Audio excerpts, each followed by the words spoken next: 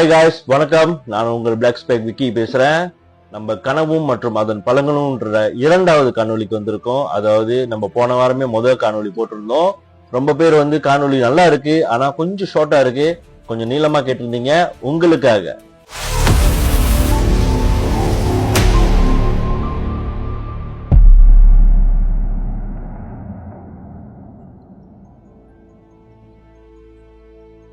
Okay, முதலாவது கனவுக்கு வருவோம்.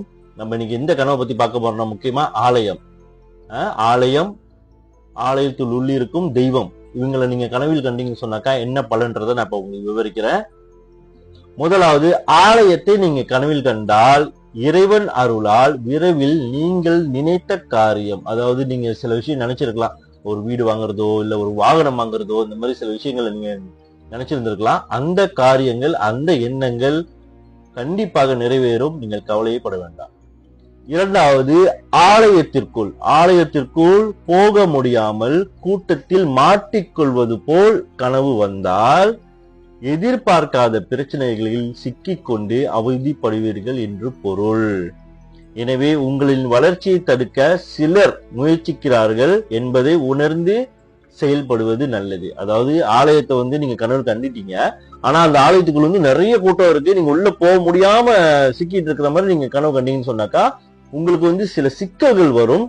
ஆனா அதை நீங்க நல்லது செய்யணும், இப்ப ஒரு வீடு வாங்கணும்னு முயற்சி செய்யறீங்க, அதை சில பேர் தடுத்துக்கிட்டு இருக்காங்க அப்படின்னு பொருள்.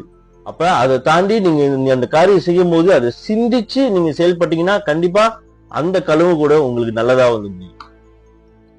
மூன்றாவதாக, ஆலயத்தில் நாம் தனியாக இருக்கிறோம், கதவு மூடப்பட்டு இருக்கிறது என்பது போல். அதாவது நீங்க ஆலயத்தில் இருக்கீங்க, ஆனா கதவு ஆலயத்தின் கதவு மூடப்பட்டு இருக்கிறது அப்படின்னு நீங்க கனவு கண்டீங்கன்னு சொன்னாக்கா தொழிலில் தேக்க நிலைகள் ஏற்படும் என்பதற்கான அறிகுறி. அதாவது நீங்க ஒரு ஆலயத்துல தெய்வத்தை வணங்குறதுக்கு போயிருக்கீங்க, கனவில் காண்றீங்க, வணங்குறதுக்கு போயிருக்கீங்க, அப்போ அந்த ஆலயத்தோட கதவு மூடி இருக்கிறது.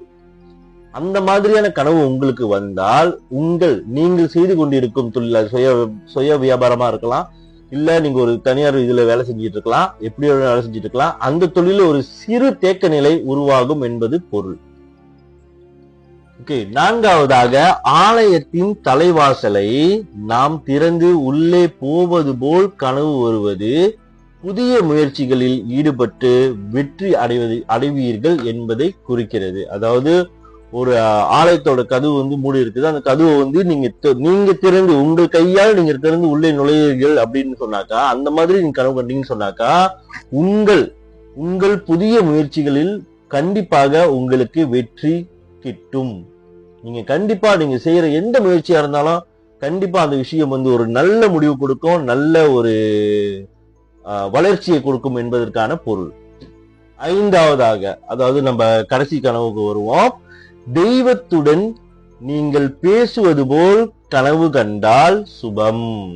அதாவது தெய்வத்தின் கனவுல நீங்க உங்க இஷ்ட தெய்வமா இருக்கலாம், இல்ல எந்த தெய்வமா இருக்கலாம், இல்ல அன்றைய நாள் நீங்க புதுசா ஒரு கோயிலுக்கு நீங்க ஆலயத்துக்கு சென்று வந்திருக்கலாம், திடீர்னு நீங்க தூங்குறப்போ அந்த தெய்வமே உங்க கனவுல வந்திருக்கலாம். அந்த மாதிரி தெய்வம் உங்க கனவில் அந்த தெய்வத்துக்கிட்ட நீங்க பேசிட்டு இருக்கிறது போல கனவு கண்டால் உங்களுக்கு சுபம் உண்டாகும், நன்மை விரைவில் இல்லம் தேடி வரும் என்பதை குறிக்கிறது.